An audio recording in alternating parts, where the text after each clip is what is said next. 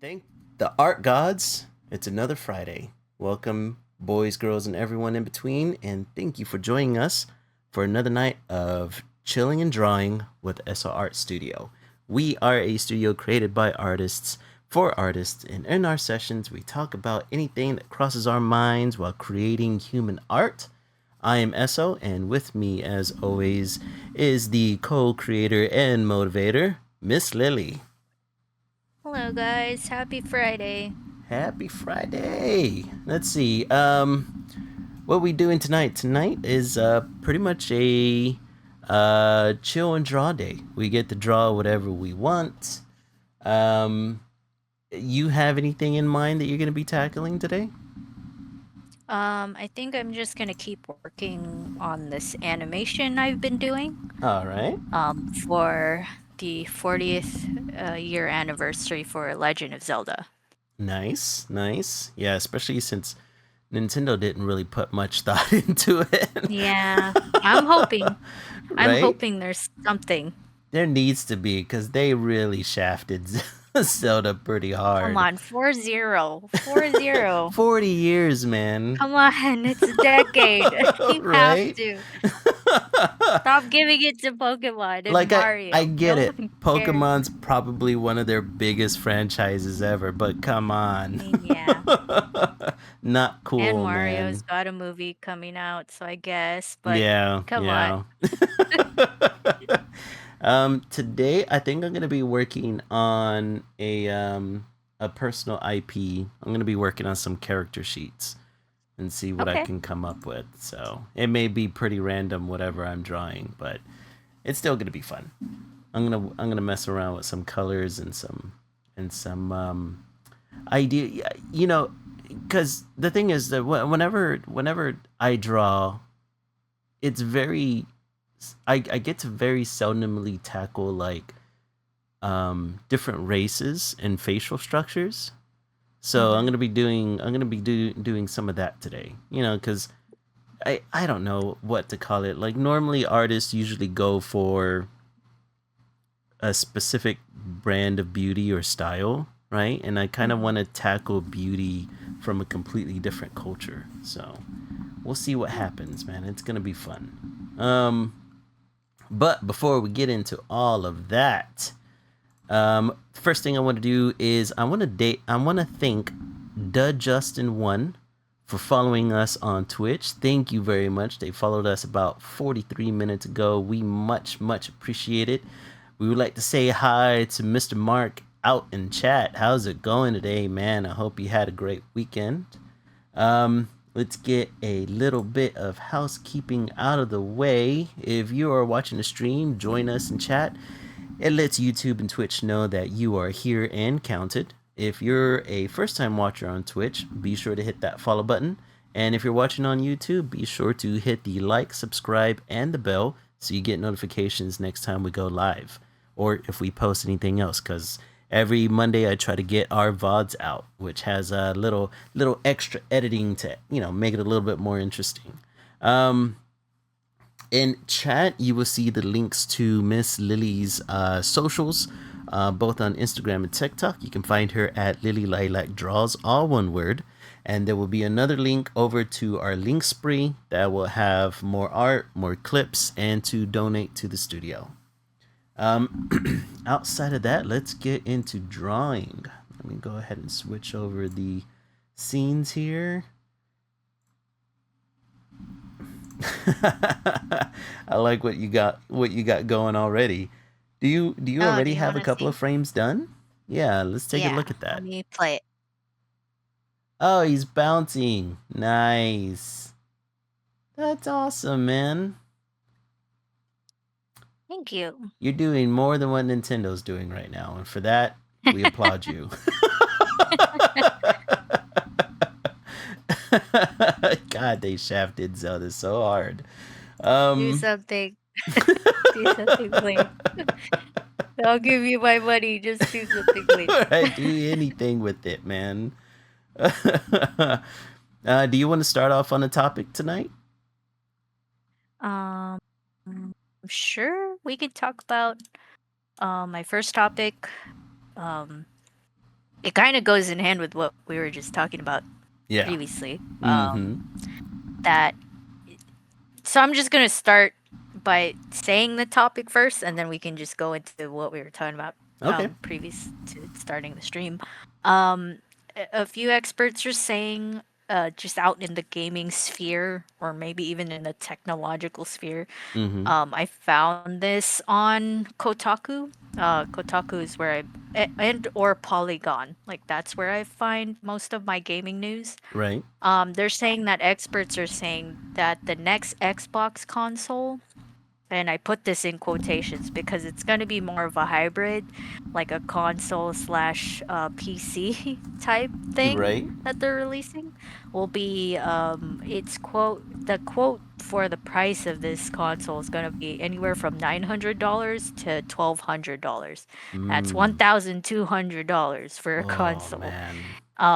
from the cost of parts, Right. Right. just Because with how costs have things are gone up. going. Right. Yeah, just with how things are going and like what they're trying to achieve with this new quote console. And I think I wrote this in my notebook that at Mm-hmm. that point you might as well just buy a PC because Yes. Yes. um and I think that's what they're also saying is gonna happen with the PlayStation as well. Like it's gonna hike up because it wasn't the last PlayStation like $700? The last PlayStation was at 500, and then Okay, whenever there not bad. was some scarcity, I think it went up to 600. If you wanted to get like the PlayStation 5 Pro, which is like the upgraded model, I think at that point you were like at the $700 range. But the difference Mm, between the Pro and the base PlayStation 5 isn't really all that there's not that huge of a difference unless you're like a nitpicker, you know what I mean? But yeah, like dude, $900 or $1,200. That's okay. So I've been thinking about this. Because I've been trying to find the pros and cons of either sticking with console or just straight out flipping over to PC. Because we've kind of gone over this topic before, and a part of me thinks that the downside to consoles is that you have to usually have their subscription based network service that allows you to get online and to access, but normally that also comes with other services, right? So sure, you get to access you get to access multiplayer, but you also get to access things like movies from their specific provider, or you get to access like old game from their old catalog and stuff like that. So that's a plus, right? But with PC, mm, you don't have to pay access to the internet. And then, of course, you get access to, most games that you can, lay your eyes on. The only thing is that you're paying for every individual game that you're getting, right? I think for the most part, it kind of evens out. I think for like a yearly subscription to, just because speaking out of experience for like the PlayStation Network, I think you're paying about $100, maybe a little bit more to access it for a whole year, right? And then for PC, you're not having to pay the $100 because you're already paying for your internet service, but you got to buy your games individually and everything else in between. So maybe it evens out just a little bit, but I don't know if this idea of having a hybrid console is like the I don't I don't think that's the play, cuz I also think that mm. the Steam machine that's going to be coming out as well, that's kind of like Yeah, this hybrid console. hybrid They're console. yeah, they're pricing it roughly around the same price point as the Xbox hybrid console. So, Hmm. I don't know, man. I agree with you. Like if you're gonna do the hybrid thing, just buy a PC, right? Just Like buy a PC. yeah, for an extra $200, you can have yourself a decent PC. Um, I know that these hybrid consoles, they're not gonna be like super high end um machines, which means that they're not going to be able to play like, it's not like you're going to be running around with a 540 graphics card in one of these Steam machines or Xbox consoles. So it's you're going to be able to play most games, but nothing that's top of the line. You're not going to be able to utilize NVIDIA's new DLSS graphics, maybe. But so you're looking at kind of like a middle of the road console to be able to play most games. To get kind of a middle of a road PC though, I mean, you're kind of looking at something that's usually anywhere between $1,200 to $1,500 nowadays, right? So Yeah, mine was 1200 mm-hmm. when I got it 2 years ago.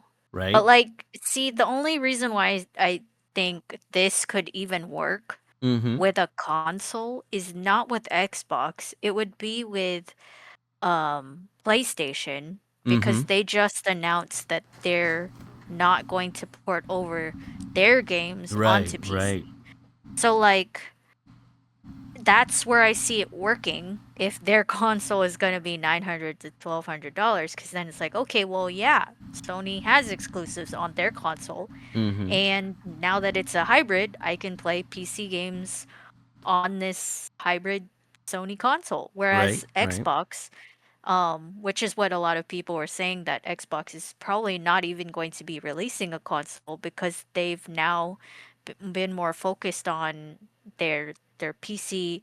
Like all of their games have been PC ported, Mm-hmm. and they've been putting more focus on that. So they're like their Microsoft shop and all that good stuff. Like It's that's where the focus is. yeah, it's So I pretty don't much available think. to all PCs at that point. Yeah. And Mm-hmm. then like we were talking prior, like I'm going to be getting a Switch 2 tomorrow. Mm-hmm. Like and they're knocking it out of the park. Like Oh they yeah. a Yeah. lot of people weren't saying that this was going to happen and then watch it happened. Like they released Pocopia and the thing's been selling like hotcakes. Yeah. And their console is not yet anywhere near $900. That's It's true. 450 right now. Yeah. 500 with Mario Kart, the Mm-hmm. the newest Mario Kart. And it's backwards compatible. Like is that going to be the same thing with the new Xbox console? Is that going to be the new thing? Is that going to be a thing with the next Sony console? Who I knows? don't Like we know. don't know. Yeah. Yeah, it's one of those Um yeah. I don't know. mhm. Like and the Switch 2 is running like really well. It's running third-party games really well. Mm-hmm. Surprisingly to a lot of people that have purchased the console, they're just like, "Wow, look at this. We've never seen this it running this well ever. Like a It's Nintendo got some console power running a behind it. third party." Yeah, like it's pretty strong and only at that price point. Like can they compete? I mean, they have to compete in some way, right? So I understand why they're going this route of hybrid. Mm-hmm. Um, but to me, I'm just like, bro, I would just buy a PC. Like I already have one. I would just further upgrade mine Yeah. than Yeah. put more money into another console. The only one I'd see possibly me buying is a PlayStation, Mm-hmm. but I haven't owned a PlayStation since the PlayStation 2. So, like, I Yeah, don't know. I agree. Whenever it comes to like the Steam machine and the Xbox hybrid Mm, console, I think at that point, if you're especially with the Xbox hybrid console, if you're still having to deal with the like the Game Pass and the Xbox Network and all that BS, yeah, at that point, just like drop that and just go straight to PC. It's like you said, for $1,200, you can get yourself a decent PC. For an extra $200 to $300 more, you can get yourself a serviceable PC on your hands. Um, if you can't spend over $1,000, PlayStation wins that one because of exclusives, mm, and Nintendo wins that one because of exclusives. Um, yeah, man, I think I think the Steam Machine and this new Xbox hybrid console is just kind of, they're just gonna be kind of floating dead in the water. I mean, like I don't know who's hyped for either of these things. I And just, what's an Xbox exclusive that anyone has been excited about for the last, man, there I don't know, hasn't 5 years? Like, what is I it? I don't know. Hey, For not I me, can't what even is say even Halo Xbox because exclusives? Halo's not even the. Xbox exclusives. What are those? I don't think they have exclusives anymore because Didn't they have like, I can think Left 4 Dead was one, right? But no, because I think PC has that as well. well, of course after, Yeah, but yeah. Oh, what oh, is you're a talking what about is the originally. like a traditional, Oh, okay. like before the So PC gaming I era? know that like Gears of War, you had yeah. Halo, Gears of War, like Mark is saying in chat. The other one is there was a racing game. Is it Forenza? Forezna? I Man, don't I have know. not played. I've only played Halo Forza. Yeah, yeah, yeah, whenever I yeah. went to like a friend's house. Yeah, isn't I've that an never played Xbox any of these exclusive? other games. I'm trying to think of other Xbox exclusives. There really weren't that many. Um man, it's like you said, I don't think Xbox has legs to stand on at this point. Mm-hmm. Like they're essentially just going to be a PC exclusive company. I mean, hell, their parent company is Microsoft, so some would argue that they were Exactly. already a PC exclusive company, Yeah. and that And that's Xbox what was just a side project. yeah, that's what people were saying. Like, Mm-hmm. why why would they make a new console now when all of their stuff is on, like, I Yeah. even subscribed to it like a couple months ago, the Mm-hmm. Microsoft shop or the Xbox shop or Yeah. whatever for PC. Yeah. The So Game I could Pass. play, yeah, so I could play it like an Xbox exclusive with my other friend. Mm-hmm. We played Grounded 2, which was pretty fun. Yeah. Um, but I wouldn't buy an Xbox just to play that. I would just keep playing it on my on my PC. Wait, wasn't Minecraft also an exclusive at one time, or was that always PC? I think it released for PC, Probably, you're right? probably right. Yeah, because I And know then that. they ported it to Xbox. Yeah. That's right. Yeah. Yeah, I can't. Yeah, they did the opposite for Yeah, Microsoft. honestly, Or they for they not my really for are. Minecraft. Yeah, they really are dead in the water. I think. It's Oh, just, Xbox. yeah. I think at this point it's just gonna be Nintendo and PlayStation as far as the exclusive consoles out there. Um, but I mean, like I said, if you could have all three, you're good to go, man. You are a gaming god at that point. You know what? Um, the only reason why we had an Xbox 360 when I was a kid, Mm-hmm. I say kid, I was like a teenager at that point when it came out, Right. was for the Connect. Oh The yeah, dude, that was Yeah, big it for a was while. their Yeah. yeah, it was their version to combat Nintendo with the Yeah, the Wii. Wii U. Yeah. Oh my gosh. And I'm pretty sure that's the only reason why Xbox sold as much as it did, because of that whole craze of like motion Yeah. sensing, stuff Yeah. like that. Dude, the only Um, I never had an Xbox growing up until, oh crap. I guess like whenever the Xbox One came out, I bought it cuz I had some buddies who were like exclusively on Xbox. They were like Xbox diehards. Interesting. Yeah, and so I got one, and so I could play. I think at the time they were playing Halo, so I got it so I could play Halo with them. And then like shortly after, they came out with the Xbox X, and then that was essentially the last console they ever came out with. Mm-hmm. So I was like, okay, well then that was I ended up giving that console over to my nephew. Be like, here you go, kid. I'm not gonna be playing this thing again anytime soon. Um, and now one of my buddies bought himself a PlayStation because he even saw the writing on the wall at that point. But yeah, I think it's pretty much a dead console at this point. I don't Mm-hmm. know what the PlayStation's gonna do with their next console. There's only really been rumors about a PlayStation 6. No one has, like, no official kits have gone out or anything, because you know how normally they release those kits to the developers so they can start making games for a system. So none of that has happened recently. So I don't even know if they have one in production right now. So I think if you have a PlayStation 5 or a PlayStation 5 Pro, that's essentially the only one you're going to be messing with for a while.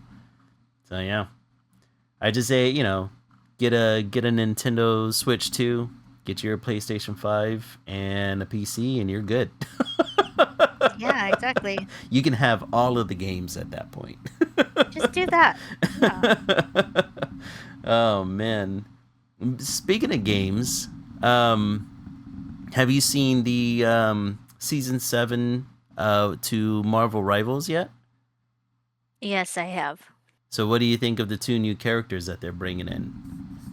Um, it's not what I expected. I Mm-hmm. thought they were gonna release what's his face, the dude with the laser eyes from X-Men. Oh, Cyclops. Yeah, because they teased it with the Deadpool. Hit one of his lines teases Cyclops, and I thought it he was gonna be in season 7. He probably is, maybe. Um, they just decided to not release him first. Right. That's what I'm thinking. But yeah, it is already season To the 7 anger of a mark. lot of to the anger of a lot of Yeah, fans. but I really like it. I'm all for my Asian baddies. I love that. Yeah, Um, you know, and I'm just learning, like, I really like Marvel Rivals because I get to learn more about these the characters superheroes that I have themselves. no idea. Yeah, I have no Mm-hmm. idea who they are. Um, and it's cool to get them to see them instead of just like the ones you already know. Like Yeah. we already see a few of them in Marvel Rivals, like Thor's in there and Mm-hmm. Iron Man and All the Black Widow. We staples. we know those guys. Yeah. Yeah, we know those guys, and I'm glad that they're pulling a focus to ones that you've probably never heard of. Like I Yeah. don't know who, um, is it White Fox? White Fox. Yeah. Yeah, I've never heard of her. Honestly, to Same be as how honest, I've never heard of, yeah. um, To be honest, I had never heard of her either. Um, yeah, and I'm steeped in the comic books, and I don't think I've ever run across her. But whenever I saw her, I thought her design was pretty badass. And then, of course, I think most yeah, of us know who Black Cat is. yeah. I know who she is. Mm-hmm. She's from Spider-Man, Yeah, she's one of right? Spider-Man's rogues, or And you anti-heroes, I know, guess we should call her. yeah, and she looks, you know, They pretty kept her. not deviated from the norm Yeah, they kept her of what pretty she looks like. faithful to the source. They didn't mess around with her costume too much. And don't fix what's not broken, right? You Exactly. know? That costume is badass. I think I was always familiar with her. I think the first time I had ever seen her was from like the Spider-Man animated show. And the Mm. costume was pretty much the same. It was a spiritual awakening for me as a young lad. And then yeah, and then they've pretty much kept it the same throughout all these years, for good reason. So yeah, she looks really good in the game. But do you know what their roles are in the game? Oh yeah. So uh I know White Fox is a support, Uh-huh. She's a strategist. And her kit is really cool. She can go from range to melee Okay. whenever it there is a cooldown, I think, from her going to melee, but yeah, pretty much. All right. And one of her skills is a charm, which is pretty cool. Mm-hmm. And then, but they, so I think they showed White Fox's kit first and not Black Cat. Oh. Um, that's her name, right? Yeah. I'm sorry, I Black brain Cat. farted. Okay, yeah. So they actually, because I haven't seen any videos of her kit, but they showed what her um role was in the game, but Mm-hmm. with a poster. They teased it. It's her against a backdrop, like the backdrop where you get your mugshot on, Yeah. and it shows how Nice. tall you are. Uh-huh. And she's like 7 feet tall in Jesus. the With heels, in the I'm shot, hoping. and it's I don't know, but she's a behemoth, and she so they're like she's a vanguard. She has to be because she's Because seven she's feet tall. gigantic. Yeah, so she's a tank. At least that's what they're saying because of that poster, because she's so absurdly tall. We don't know Yeah. yet.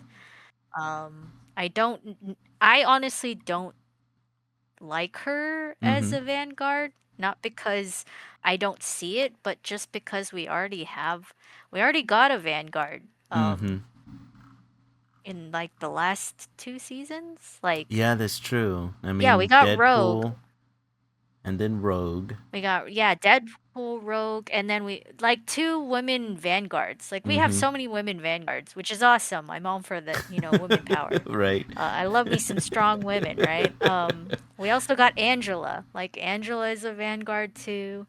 I mean, there's a lot of DPS characters, so I can see why they wouldn't want to put her in that role. Mm-hmm. But, eh, like just switch it up a bit. I don't know. Yeah. Yeah. I can see Black Cat being more of a melee. Um and hopefully maybe they might use her luck or incorporate her luck powers somehow, because she essentially She has has luck like, powers. yeah, she essentially has the same kind of power set as Domino, right? So, and at some point I expect them to include Domino as within the game. But yeah, she has luck powers. I don't know how they would incorporate that. Maybe it will help in defense. Maybe it'll make people miss critical shots or something to that degree. I don't know how they would incorporate That it, would be cool. right? Um, and maybe they might incorporate some sort of stealth, because that's kind of her whole thing, right? Um, Mm. I don't know. Maybe you know what would be really cool is if they make her, because they haven't shown any video of her gameplay yet, right? No, not No. that I've seen. So it would be Just focused cool on White Fox. if she could be a character that can go from high points and wall to wall like Spider-Man, because technically Mm. she has that ability in the comic books. Like she has a kind of like a grappler that she can go from place to place, almost like what Moon Knight does in the game. Okay. So maybe they might incorporate that somehow. Um, but The luck thing would be cool. mm-hmm. Where because like in League they do that too, where you Oh. can like I mean you can build items Mm-hmm. that I mean as a character you can build items where you get more crit chance. Right. Maybe in her passive there is like that type of miss, like Oh, enemies okay. can miss you Yeah. even Yeah. if they're aiming at you, but obviously I think she would have to be a squishy then for that to work. Yeah. Because if she were a tank, if And she were a that. tank and she had a passive where your shots miss her, then yeah, like she's basically almost unkillable because Oh no. you're looking right at her and you can't hit her because of her passive. That would be Right. broken. But I think that would be cool as a DPS. as a squishy, but she might not be as mobile because of that passive. Like that passive is pretty strong, I Yeah, think. If yeah. she has luck powers It that would be could, pretty you broken know, depending on how they decide to implement it. yeah, they'd have to balance it some other way, but it Mm-hmm. looks just based off of what power set you're telling me she has. Um, she sounds pretty annoying if you were to Yeah. put her in a video game. Yeah, like this. Yeah. No, now White Fox, she is capable of melee and healing, from what I'm hearing. Yeah, so you should watch a gameplay vid. It's really cool. I can't wait to try her out. Mm-hmm.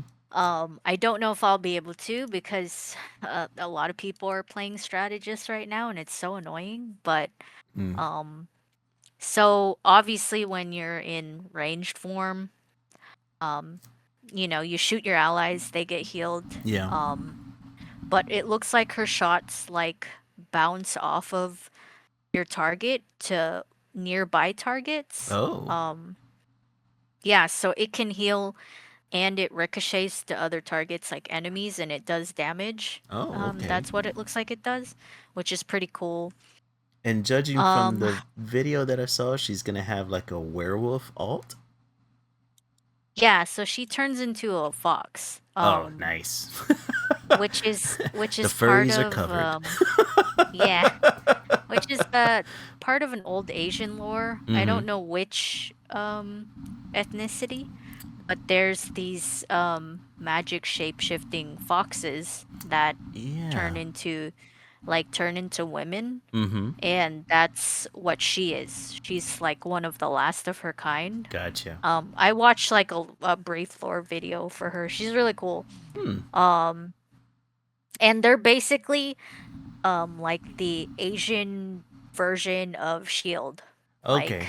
which is what which is what the lore video explained to me. Gotcha. Yeah.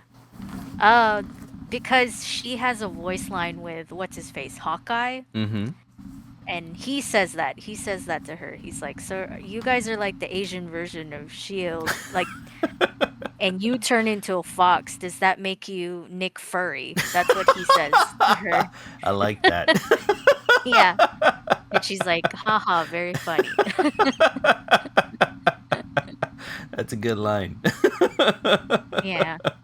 Oh man, yeah. um, That sounds like it would be fun to play. I can't wait till they really release the cool kit looking. for Black Cat. I want to see what she can actually do. Yeah, me too. They're And building that knowing what anticipation. she actually does. I didn't know about the luck thing. That's really Mm-hmm. cool. Yeah, that's kind of a new power set that was added to her in the comics, but I'd be surprised if they Oh, didn't find a way to incorporate that in some form or fashion, you know? would be cool. Mm-hmm. Just to give everyone a heads up, if you're watching the stream, please feel free to join us in chat and feel free to follow and like whether you're on Twitch or YouTube. We'd greatly appreciate it. Before going over to the next topic, let's see. Speaking of video games, you and I both want to tackle this next this next topic with NVIDIA. Do you want me to Mm, introduce it or do you want to? Excuse me. You can introduce it because it looks like because my topics kind of All right. bounce off of it. Yeah. Okay, so NVIDIA just got through releasing a new rendering process that they're calling DLSS 5. They released a video that takes footage from newly released games like Resident Evil and Hogwarts, and what was the other one that they showed it on? I believe it was Starfield. Mm-hmm. And they showed the rendering process or the rendering or what they're calling visual fidelity, kind of like slapped on top of these models. According to their website, they say that the DLSS5 delivers AI-powered breakthrough in visual fidelity for games. DLSS5 introduces a real-time neural rendering model that infuses pixels with photoreal lighting and materials, bridging the divide between rendering and reality. DLSS 5 empowers game developers to deliver a new level of photoreal computer graphics previously only achieved in Hollywood visual effects. And then in the video, they show you the base graphics, and then they show you the newly rendered DLSS 5 graphics. The internet did not take kindly to this Nope. at all. Do you want to go into any more specifics with the backlash? Because I see it in your notes here that you mentioned a little bit of the backlash and why there's a big backlash towards this. Yeah. So what people are, it got hit with controversy that, like you said, the internet didn't like it. Mm-hmm. Watching the video, you can see like the before and the after. Mm-hmm. And what people were angry about is that this new AI is basically canceling out artist intention. Mm-hmm.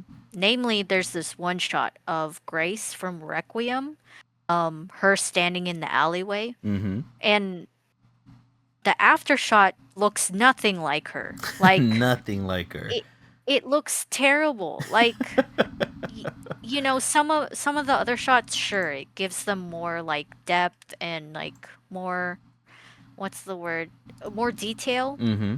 and stuff like that, and it doesn't change like what the character is supposed to look like. It just adds more detail. Yeah. But even then, it just kind of defeats what the team was intending for the game to look like. Look, the product that you got, that's what they're supposed to look like. Yeah. So this thing that they've come out with is just kind of like it's a slap in the face to these people that spent so much time and effort making this product. Mm-hmm. Like it's like taking one of our products that were not products, like one of our art pieces that we're making, Mm-hmm. and then someone takes it and puts it through an AI generator and be like, here, I fixed it for you.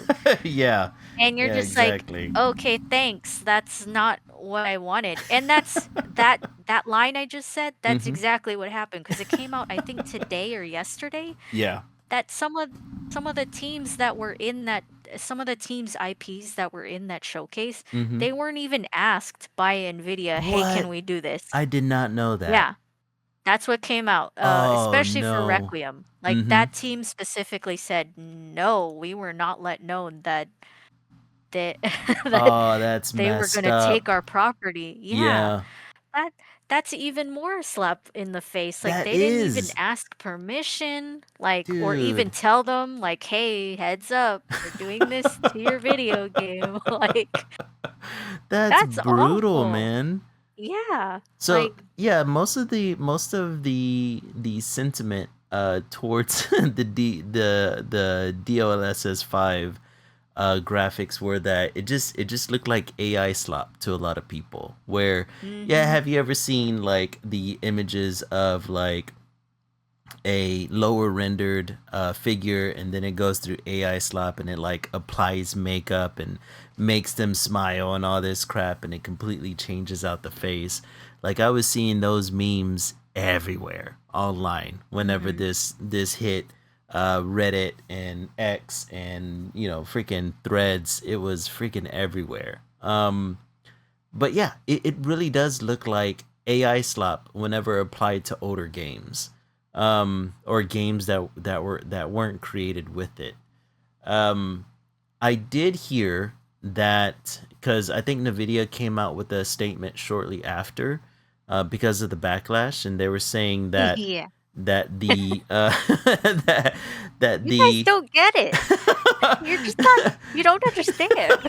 and they're like guys, don't worry, like developers can use this during the process. Like it doesn't have to be applied to old games that were made already, and it's just like, guys, that's not the issue Without here. even The issue telling here the is that, developers that you used it on their current yeah. things. Like, what the heck? Like, Mm-hmm. Bro, and then okay. not only that, it's just one of those things where it's like, because this is AI processed and it does change the figures so much that will during development will these developers be able to crank out the same figures over and over again, much like how AI prompters can't do with their own projects, right? Like, is it going to add Mm. difficulty to the development process? Will it actually add fidelity without sacrificing any other model details that the developers intend? Um, you can only hope that this is not going to be applied to any games that are already out, right? That because all the renderings that I saw just looked terrible. I saw this one influencer applied the rendering to the Halo games, and it completely changed the way these characters look. I saw somebody apply it to Grand Theft. What was it like? Grand Theft Auto 4. It just looked bad, man. Yeah, it just takes away from what the intended look was. Mm-hmm. Like that's just changing the property. Yeah. Um and it's like I said, slapping the artists and graphic design teams in their faces. Yeah. I think they So wrote when this out you're in the worst way possible. yeah, or just why? Like no Mm-hmm. one asked for this. Why are you doing this? Anyways, when you were mentioning the reps you know, replying back to the Mm-hmm. backlash, they also mentioned in the backlash, like, like I was saying earlier, no, guys, you don't get it. It's just like ray tracing from earlier video games. And so But I we have looked that it up. already.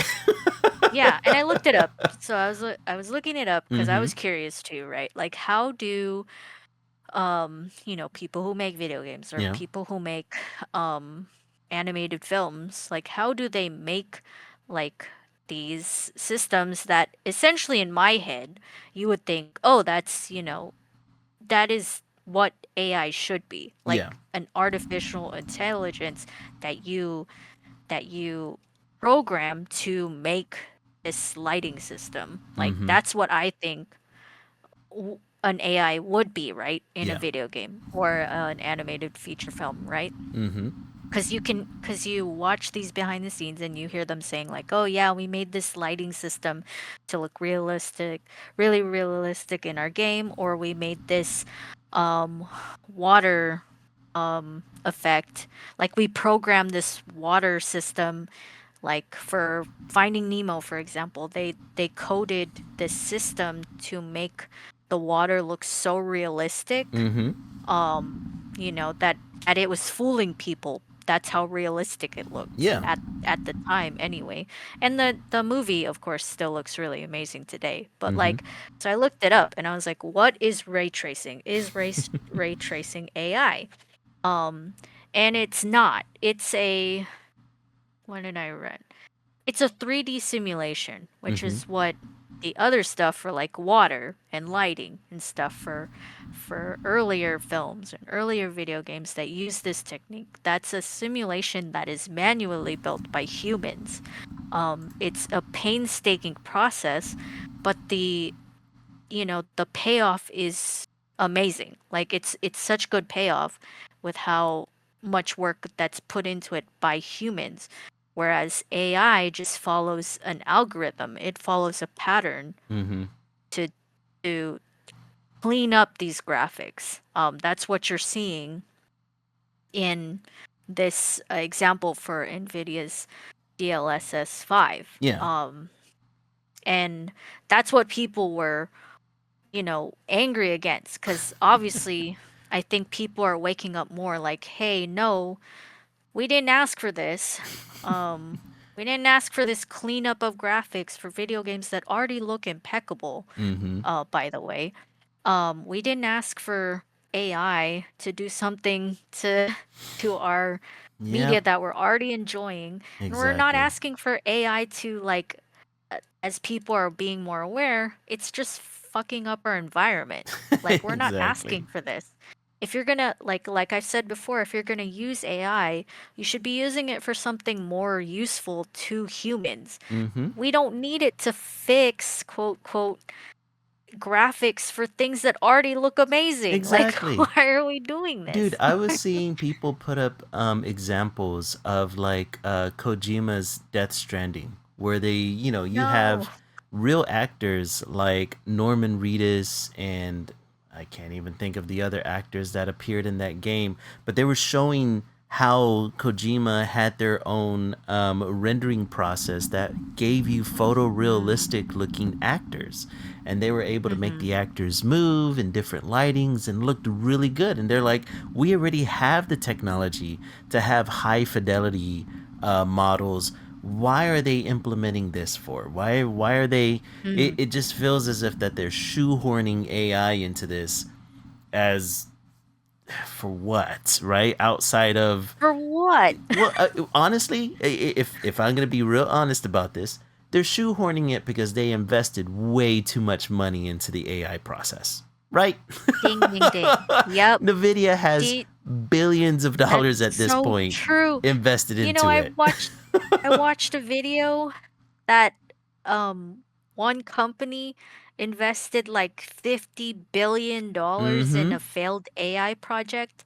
And then the girl who was making the reel was like, "Do you know it only takes $6 billion to end world hunger?" Oh my god, This dude. failed AI projects are costing us well into the double digits of Yeah, billions of dollars. billions of Billions, dollars. guys.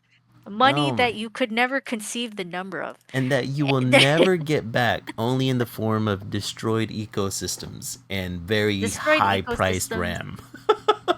Yeah, destroyed ecosystems, high price RAM, and video games that look like essentially like porn. Yeah, But yeah, that like, looked like crap, what man. are we doing? Like, Like, dude, it was what are it. we doing? I don't know. I don't know. And then, oh, that reminds me, the other piece of news that came out in the week was the partnership between. Did you see the partnership between NVIDIA and Adobe? No. Yes, that recently What? came out. Yeah, I forgot to put it in the What? notes. Yeah, yeah, I forgot to put it in the notes. They recently came out with a partnership between the two, and I was like, "You've got to be fucking kidding me right now!" No. Why? So it's honestly, it just feels like it's another arm of just them trying to shoehorn more and more freaking AI into our products. Well, It's remember when so I said dumb. that remember when I said that the CEO stepped down Mm-hmm. like Yeah, yeah. last week or whatever? Yep, And then they exactly. did this? He Mm-hmm. probably left because he was like, "Well, this is fucked. I'm just leaving. This Like, is gonna be fucked.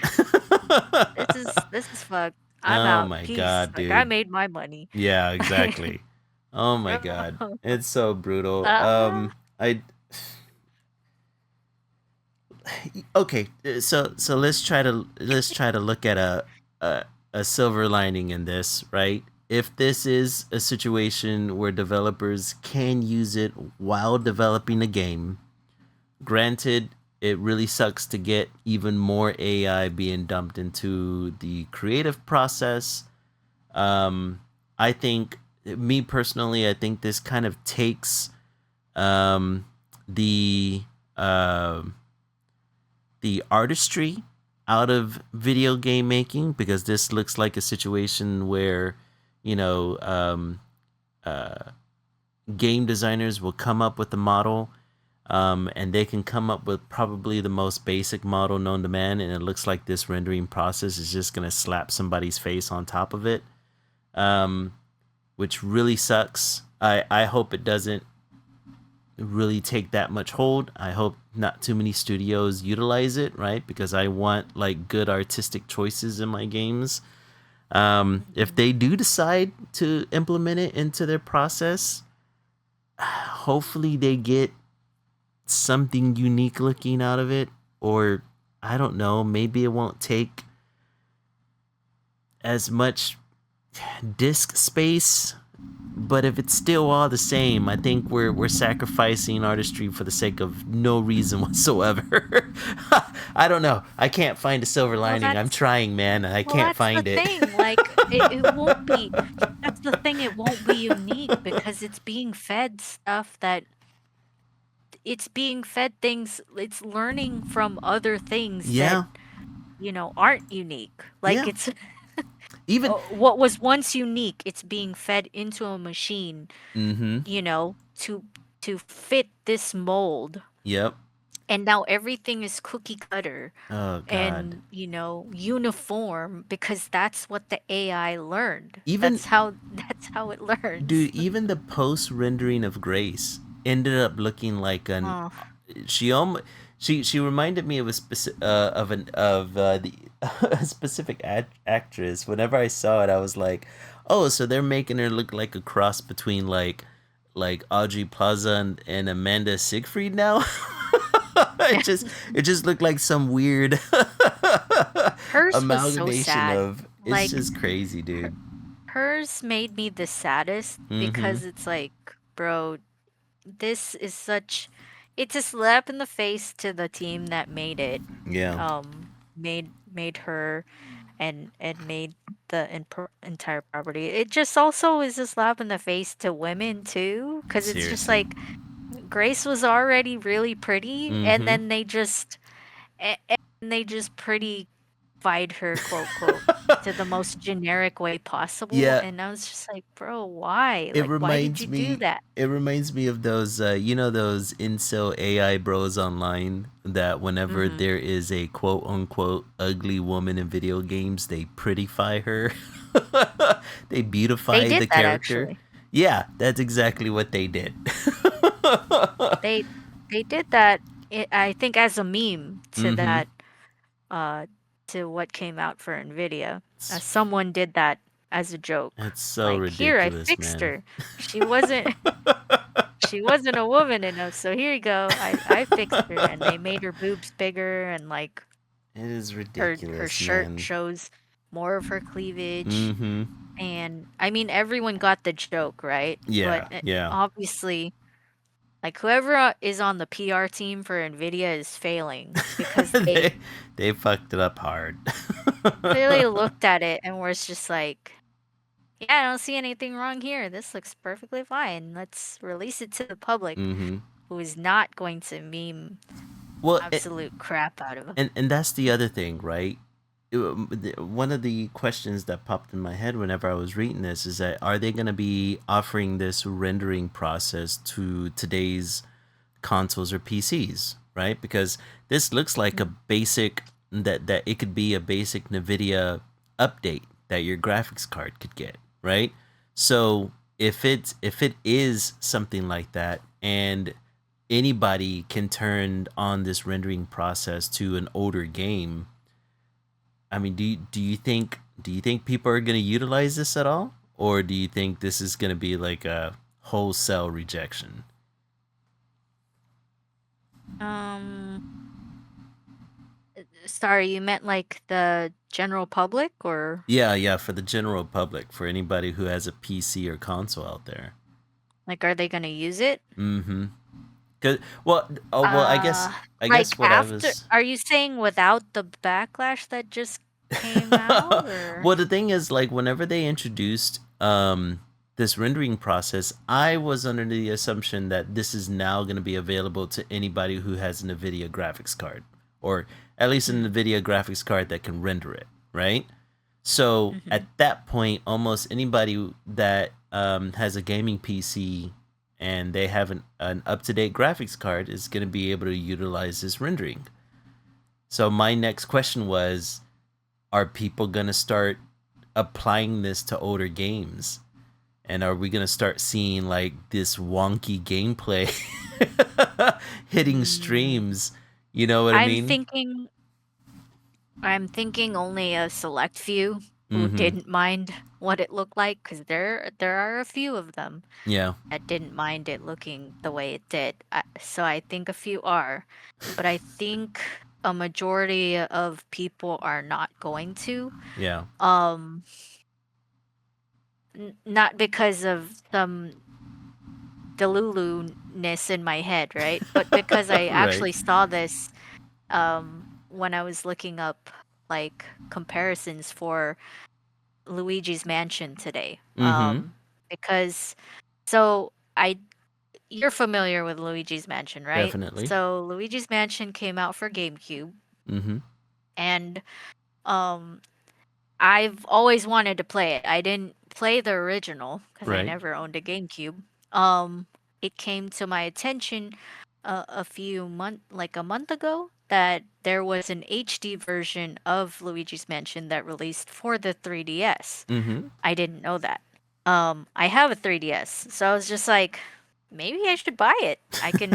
It's probably going to be better, right? You Right. know, it should be updated because it is the HD release of it, and Mm-hmm. there is some updates to it, along with the graphics or whatever, and that there's some comments to be made there. Um, but I looked it up, Mm-hmm. and they did release like a GameCube pass for the Switch 2 Mm-hmm. um earlier this month, and you Ooh. can play Luigi's Mansion on the Switch 2 with the original graphics. So I looked up comparisons for both of them. I was Mm-hmm. like, which one is better, the HD release of Luigi's Mansion or the classic GameCube version of it? And a lot of people were like, this upgraded graphics um for this game uh was actually not an upgrade. Like, I would Oh. actually prefer playing the old Luigi's Mansion over the new one, even if there were some HD additions to it. Like, there's a Really? few like boss battles, Mm-hmm. like challenges that were added to the game and stuff like that, and new challenges that were added to the game. Just small stuff to make the game a little bit more challenging. Yeah. Um, but the graphics didn't add anything to it. Like, people were saying the old graphics were far better. And that might Really? be because the 3DS's graphics aren't really great. Yeah. Yeah. They're a lot better when the 3D is actually implemented, Mm-hmm. that little switch that turns Yeah. on Yeah, I that remember that. feature. Yeah, but a lot of people are saying no, I would fully be okay with the old um GameCube With the new graphics for this content, game. right? Mhm. Without the new content, Uh, like the new content didn't isn't out for the GameCube oh man. pass Yeah. for Switch 2. Yeah. Okay. At least as far as I know, because Wind Waker is also part of that pass. Uh-huh. And that is not the HD release I for the see. game. Hmm. Yeah. So that's to say, like, just based off of that research, if people were given the ability to play like a game that had updated graphics, because I'm pretty sure the game does look good if you turn on the 3D feature. Mm-hmm. Um, like, even with that capability, even with this ability with NVIDIA to fix graphics of old games, like, I don't think people will do it just because they're like, no, that graphic style, like the way it looked when it came out, Mm-hmm. that adds to that gameplay. Like, Yeah. that Yeah. it adds to the atmosphere of the game. Um and yeah. So, and I think people are really having a kick out of admiring the vintage look of things now. Mm-hmm. So I think they're just tired. I think people are tired of, why does everything have to have a clean filter on it? Like, why Yeah. can't we just enjoy the grittiness, Mm-hmm. um, the realistic look of it being not that realistic? Like, Right. why can't we just have that, you know? Yeah. And it also seems as if it's just consumerism run amok where every Mm-hmm. year we're getting a new graphics card um coming out in order to give you the newest and best new rendering, and it's like not all games need new renders, Mm-hmm. not all new games need like hyper realistic gameplay, right? Sometimes you benefit from getting an artistic interpretation of a world, or of gameplay, or of mechanics. You know what I mean? So it's like, yeah, it just feels like,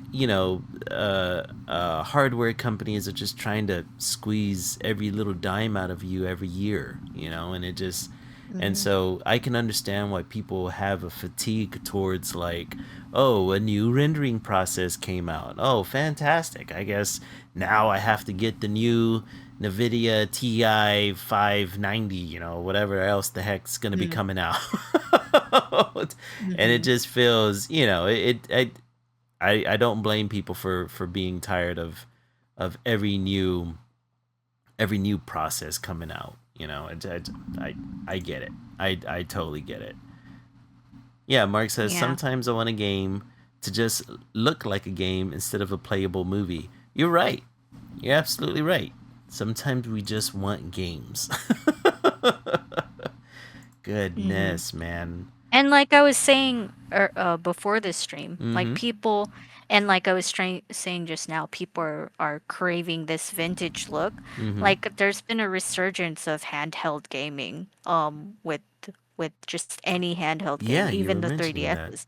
Mm-hmm. Like people are just craving that look of a video game, like the pixelatedness, that unpolished, polished look and feel of it. Mm-hmm. Um, and I think that's to be said with a lot of like indie games that have come out recently. Like one that I can think of is oh my gosh, it was in my head just now and then I forgot.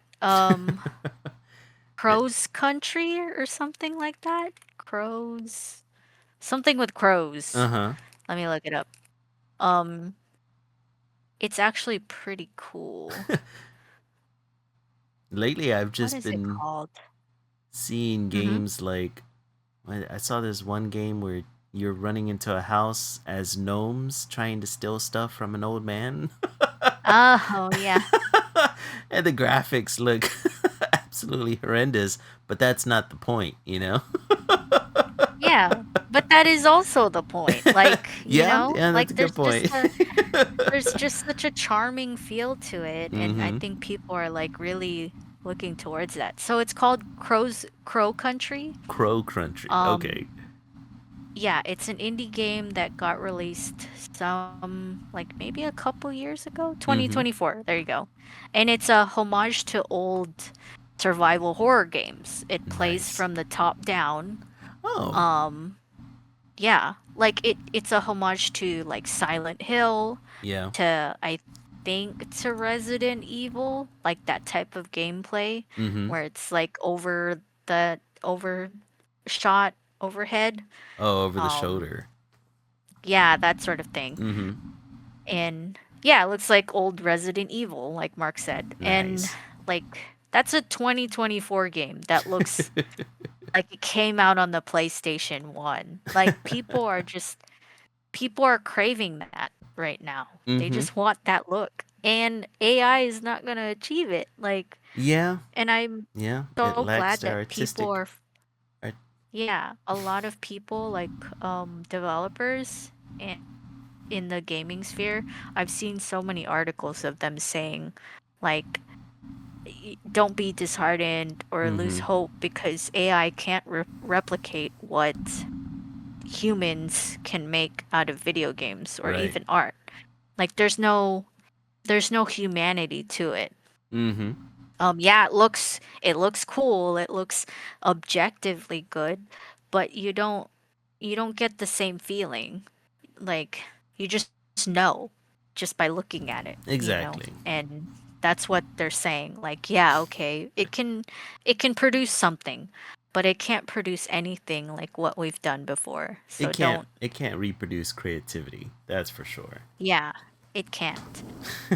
And that's what it showed. Like, that's what it showed with this showcase. It's very disappointing. mm-hmm. And like I said, this power could be used for so much more things. So And much I more. think Yeah, and I think you've hit it on the head.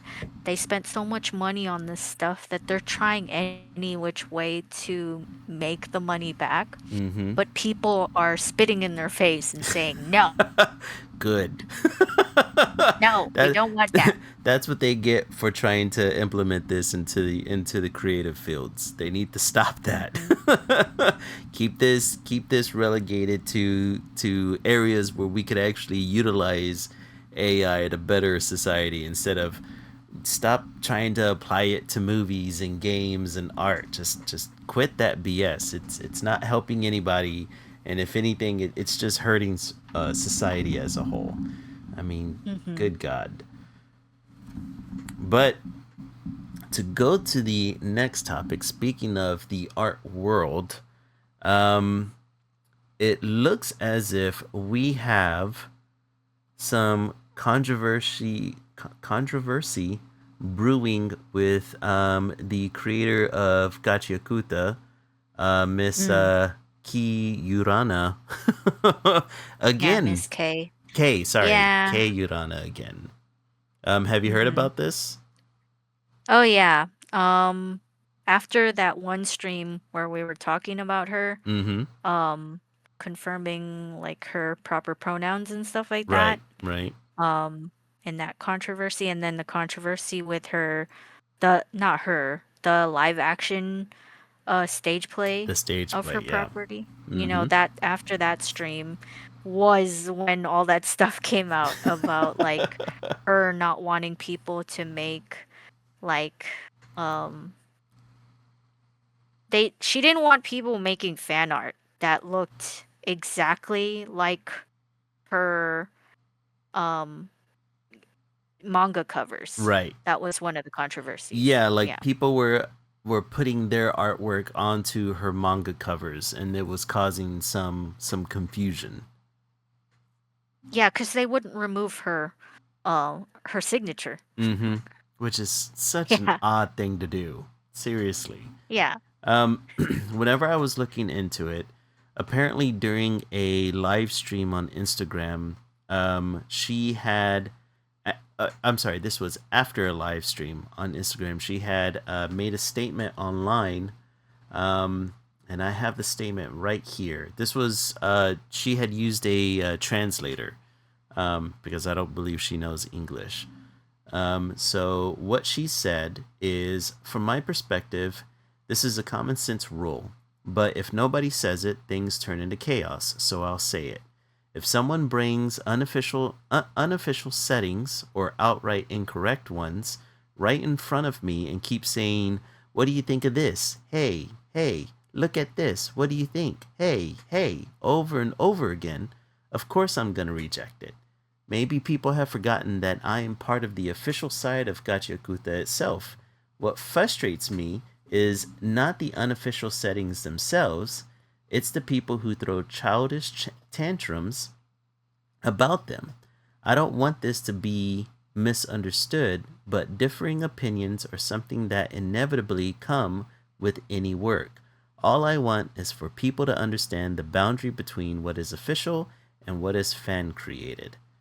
Um, Mhm. so apparently, from what I was reading, is that she had gotten a couple of death threats over what pretty much was just a whole bunch of head canon and relationships that people were bringing to her, and I'm assuming that's what she means by the word settings. Maybe the translation didn't get that right because I was kind of confused what she meant by unofficial settings. Mhm. But I'm assuming that it has a lot to do with head canons and ships within the fandom, and people were essentially losing their minds over this, sending her death threats, which is insane. This lends towards um, a topic that we had from a that we had during a previous stream of like where does the um, where does the fandom stop at taking control over a specific IP and how much they like something and whether or not they're going to be putting their own twist into it. And I guess essentially trying to get her opinion on these various fanfics that they have. Um, Mhm. I don't know. I did see that some people were saying that maybe she is a little bit too much online, and so like because some creators don't deal with this, right? Like some creators, they allow fans to kind of do their thing and they don't interact with the fans too much in order to keep from any kind of trouble stirring. Um, but it seems as if Miss Key, right? That's how you pronounce Okay. her first name. Kay, sorry, Miss. Okay, Yunana. Yeah. Yeah, that possibly she's online a little and interacting with the fans a little too much, and that it's kind of like, it's kind of like emboldening fans to kind of bring their different interpretations to her. What do you think? Mm-hmm. Um. Okay. So I think uh obviously the translation isn't getting all of what she's saying. I Mm-hmm. think it's in part with possible ships. Um it could be she's also just complaining about people trying to contact her to get more screen time for different characters, like Yeah. how Yeah. they were picking on that other creator Mm-hmm. for the digital circus, right? They were Right. picking on her too. And it could be that. It could also be for the backlash that she received for her asking people to not put their artwork over official Yeah, manga covers that's true. without removing her signature, which I guess to their defense, like maybe they couldn't tell it was her signature because it matches, it's to be hidden with the artwork, Mm-hmm. because you don't want it to look so like ab- abrasively that's a signature, right? So they Right. couldn't tell. But what she's probably saying is like, hey, maybe just don't put it right over the manga cover. Maybe just make your own. Like, Mm-hmm. so people can, like how I did mine. So you can tell mine isn't. Like, it's just like kind of a homage to what it looks like, but you can tell it's not the manga cover. Yeah. Like, it's got all this stuff in the background. Um, and then I did this part myself. Like, this is um from Filipino dialect.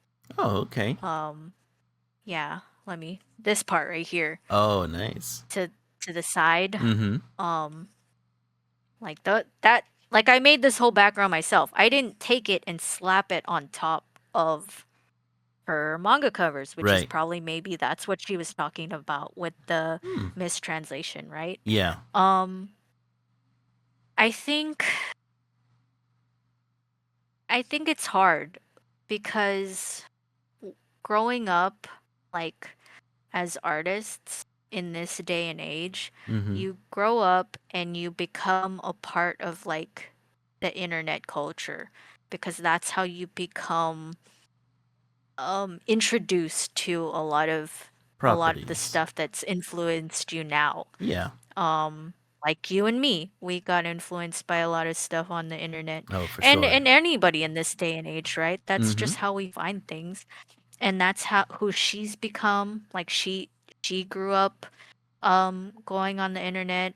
Um maybe she was a fan, like she worked with the mangaka for Soul Eater, and maybe she learned that through, I don't know how old she is, but like I'm just saying she grew up in the internet culture. Oh, for sure. Um Yeah, she looks you to be know, roughly your age. I So mean, we yeah. can look up how old she is. Okay. Is it up? She is public information is unavailable. Ah, crap. Blah. I Damn mean, her and people her are guessing she's anonymous late. ways. People are guessing she's late 20s, early 30s. Yeah, So that's my what I would age, think. right? Mm-hmm. Um, So yeah, if she's my age, she Yeah, grew up steeped in the going on internet, the man. internet. Yeah, going on the internet and talking to other nerds and Yeah. learning about anime and stuff like that. And it's hard when you've come to that point, something that we've dreamed of, right? Mm-hmm. Hitting that point where you made it big with your manga,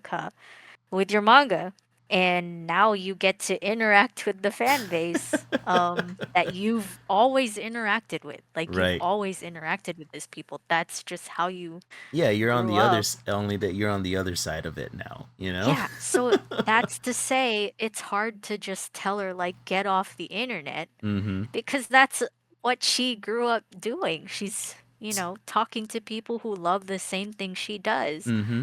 Um So I so to guess, me, yeah. yeah. To me, I think it's unfair to just tell her, and she's right. She's right to fight back and just Oh, be for like, sure. yeah, as the official writer for Gachikuta, I can tell you that your your OTP or whatever Uh-huh. is wrong. Yeah. Like I'm the writer for it. Like Mm-hmm. I think what she's trying to say is, yeah, you can make your own stuff. You can make, like, you can draw your own things. You can make your own headcanons. That's Mm-hmm. fine. I'm pretty sure she did it herself. Yeah. But you can't tell me, as the creator of the thing that you are making stuff for, that that's how it should be, because that is not how it is in my head, right? So I think that's what she's saying. that leads me to another question, right? So Mm, do you think that she should be trying to like dispel some of these fanfics, mm, or like trying to stop any kind of, because if some of these artists are like posting their own art, posting their own, essentially their own stories on top of her manga covers, right? And this mm, could cause confusion amongst other fans who aren't privy to the fanfic side of the fandom, right?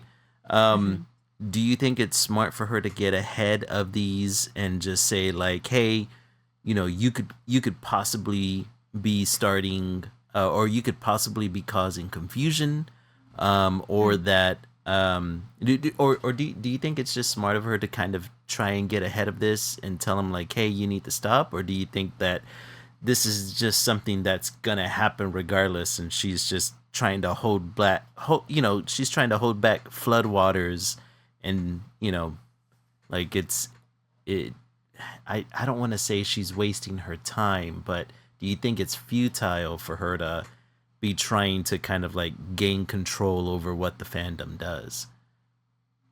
I think I think as the person who created the property, you're allowed to say what you feel like you want to say, right? Mm-hmm. Like she can give proper guidelines like, hey, like and obviously her using a translator is not Yeah, very yeah, that helpful. would that would Um yeah, some but things I are think lost. yeah, I think just getting her to say like, you know, bottom line is I appreciate you guys loving my property and showing it in your special way of creating like your own things, because that's just essentially what any person does in any fandom, Mm-hmm. not just in the anime sphere. Any geek culture thing does that. Oh, for sure. Yeah. Um, I think just her saying that she acknowledges that, but also just outlining like, look, you know, I'm not gonna acknowledge any of what you guys are telling me past the point. Um, if you are gonna make fan art, please kindly don't do this. Yeah. Look out for my signature and remove it, Mm-hmm. that sort of thing. And then just whatever happens past that point, because that's what's happened with a few other creators that I followed too. Like they'll just say like, and Vizzy Pop does this for her properties as well. Like Mm-hmm. past a point, uh, she has stepped away from saying some stuff, but past a point, she does say something, because Yeah. she'll see that it's going too far, Mm-hmm. And I think as the creator, like Kayurana, you have the ability to say something. And yeah, it may feel futile, it may go unheard, and people won't respect it. But, Mm-hmm. as a creator, I think you're allowed to. True. Very true. Hmm. Yeah, and like, yeah, I think you're right. I think it's smart to kind of get in front of this. And plus, I was looking up like what kind of copyright um, rights our manga artists have in Japan, and they have this thing called that I wasn't familiar with called moral rights within Japan, and essentially that means that they have control over um, the story and how the character looks. Like at no point can a merchandiser or a production company change the way a a property looks or change the story of a property without the expressed consent from the author. Um, Oh. yeah, I didn't know that. Because apparently, within the Japanese model, when like let's say your story gets picked up by a publishing company, right?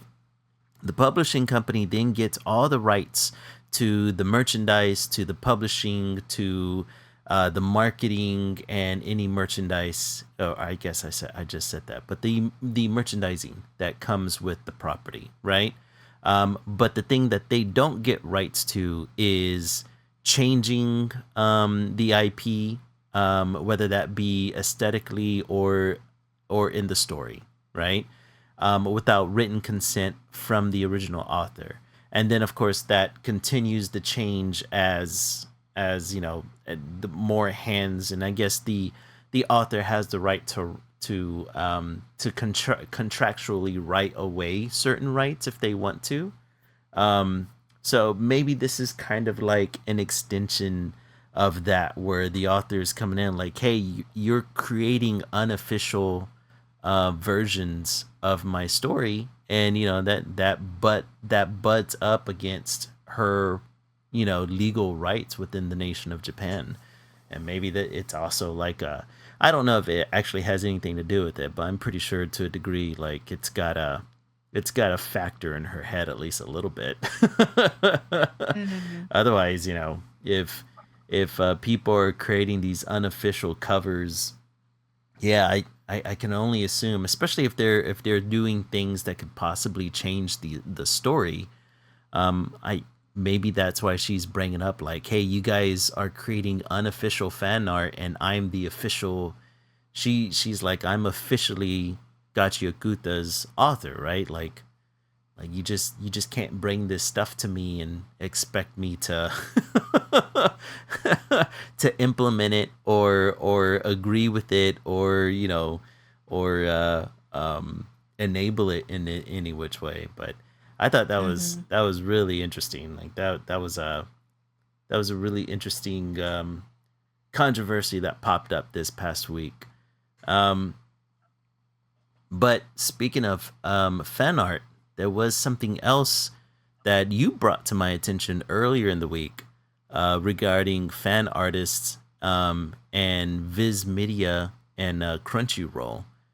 Um, uh, what was what I believe it was an Instagram post that you sent over to me. Yeah, I think it was the day after our last stream. Mm-hmm.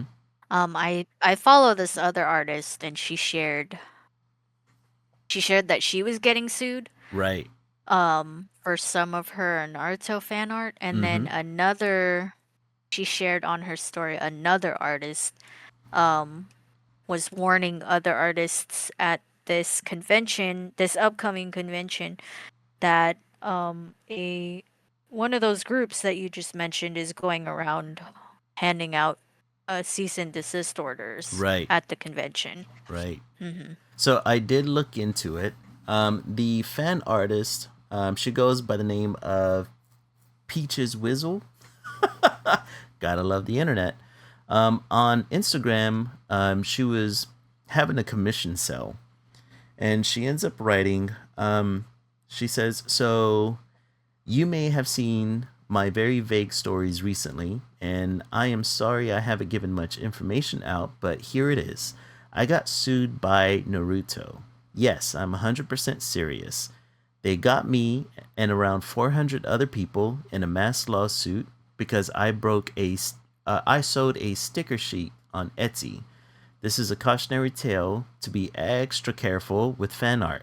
Probably do a short I'll probably do a short video explaining for people asking when it's all blown over.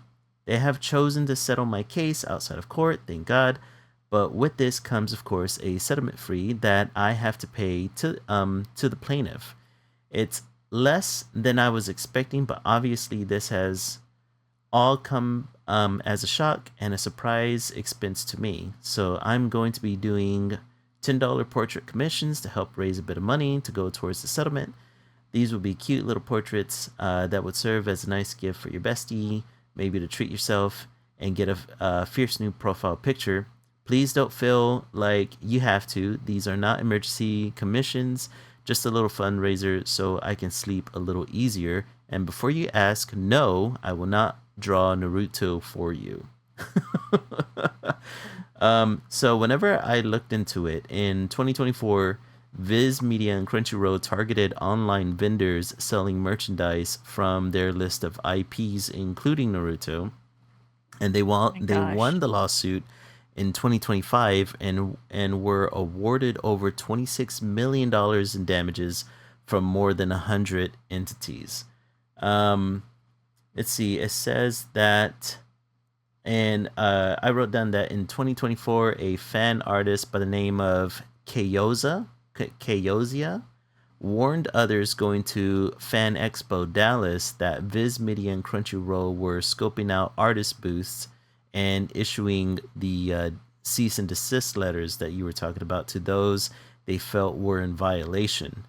Um, Did you say Fan Expo Dallas? yep, Fan Expo Bro, Dallas. that's the one I go to. Yeah, yeah, that's the Bro. one. They were out there handing out. I actually saw one of the forms that somebody posted on X, and it essentially says it's a pretty straightforward cease and desist, and they're essentially it's typed out and it has a number of properties listed that they check off whatever they see at your booth, and then they write in any extra ones that they probably have ownership for, and then they give you a certain amount of time to get rid of the merchandise, or they will have somebody escort you off the premises, and then of course as you can see later on they turned it into a lawsuit, um, because lawsuits can't be issued right then and there, only if you don't comply to the cease and desist. But holy crap, man. um, One of the things that I was wondering and I wanted to get your take on is what do you think about companies like, Viz Media, anime, manga, or comic book companies targeting fan artists at conventions like this? Like, what's your take on it? I think it's really predatory. Mm-hmm. Just right off the bat. Right. We talked about it briefly when I brought up the topic. Mm-hmm. I think so. Fan art has become such an ingrained part of the anime sphere. Um, I think, namely in anime and manga, the the community, like Mm-hmm. that's just how it's become. Yeah. Um, Yeah. Same thing and with the that's comic just book how community. and it's grown. Yeah, it's grown to the comic book community. It's even grown to the book sphere. Yeah. Like people will make fan art and fan fiction And of those fanfic. things. Yeah. It and then it's even branched out to like sitcoms and live action TV shows Video and stuff like games, that. everything else in Yeah, between. just everything. Like Mm-hmm. it's just part of the culture now. Um so for them to go to this space that, like, first of all, you already paid like hundreds of dollars to go to the convention, to booth at the convention, Yeah. and you're probably tired of like saying hi to people. If you're anything like me, you're socially awkward and you hate talking to people, but you want to make money, so you have to talk to these people at this convention, to Yeah. other socially awkward people. So so now you're emotionally drained, you're physically drained, and Yeah. then can you imagine these people in suits coming to your table with a briefcase and saying, "You need to get rid of your merchandise or we're going to sue you." Like, can you imagine? Like, that is just, and that's why the first thing that comes to my head is that's just super predatory Mm-hmm. because, and super unthoughtful to these nerds because holy shit, that's terrifying. Yeah. Yeah. I Um, I do agree yeah. with you in the sense that whenever and I mostly extend this to like conventions, right? Because conventions is conventions are for the fans, right? It's run by Mm-hmm. fans, it's hosted by fans, and all the vendors are fans a good majority of the time. And so, especially like Artist Alley, you know what I mean? Like those are all just artists who really love a property and they're trying to get their artwork out there while at the same time trying to give the fandom something a little bit different from their own imagination. I 100% agree that if you're boothing, any kind of convention and if you have your favorite drawings of your favorite IP, there's nothing wrong with trying to sell your art at these conventions. But there is I do I do have a little bit of contention though where I kind of deviate away from your stance, but it's a slight deviation, and it's kind of like a cementing of the definition of fan art, right? Not really. I'm Mm-hmm. not trying to get pedantic, but essentially, so back in the day, right? Like back in the early '90s, where you had comic conventions before manga ever like really became super big in the United States. You would always have these comic book conventions, and the Artist Alley was always a part of the comic conventions, and you would always have the artists there, and they would either be doing live sketches there for, I mean, even the pros would be doing live sketches there, um, or you would be selling original art, right? Um, it wasn't until the introduction of digital art where um, the Artist Alley really started implementing more prints than original art, right? And one of my questions were one of the things that I wondered is, should there be a line between selling fan art and then mass producing fan art, Mm.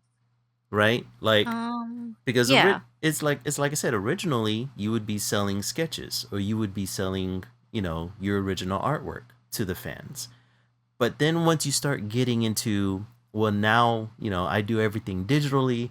Now I'm going to be printing out hundreds of posters or hundreds of prints, and I'm going to try to sell as many of these prints that I possibly can, which, full disclosure, both me and Lily are guilty of this.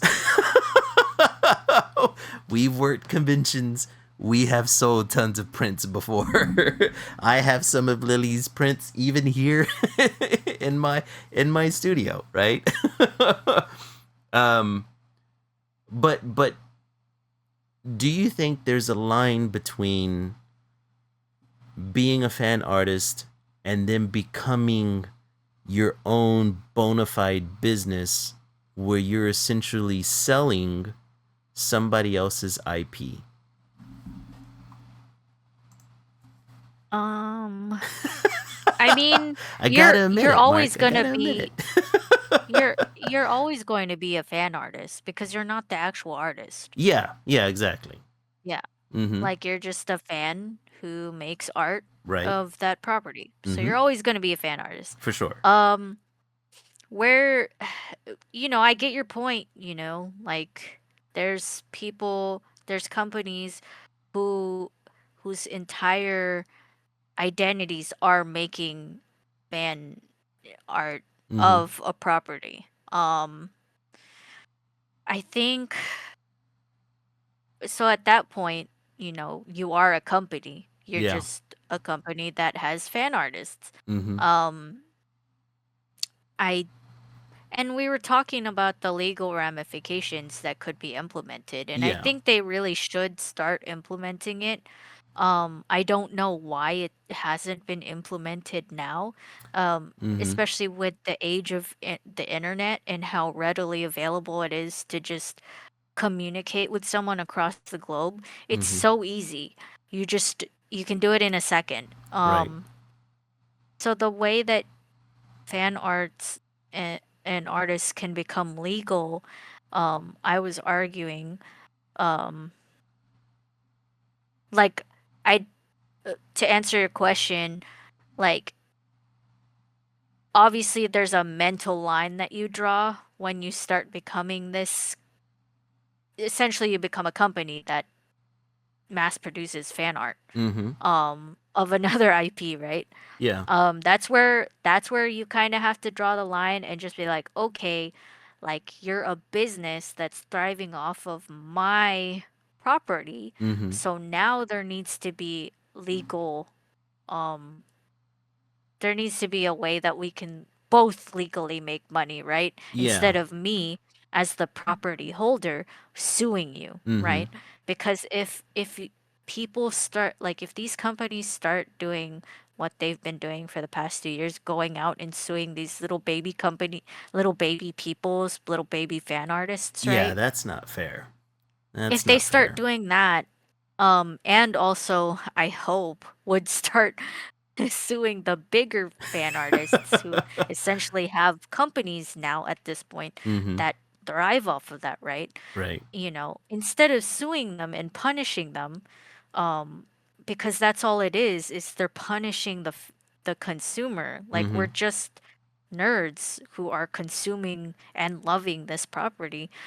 Instead of punishing them by suing them, they should be coming up to them and saying, "Hey, let's cut a deal." Mm-hmm. Like, because you're making money off of a property that we own or that I own, that I have made, I don't, you are bringing, as a fan artist, you are Mm-hmm. bringing eyes and more people to enjoying my property. Oh, for sure. Um, Yeah.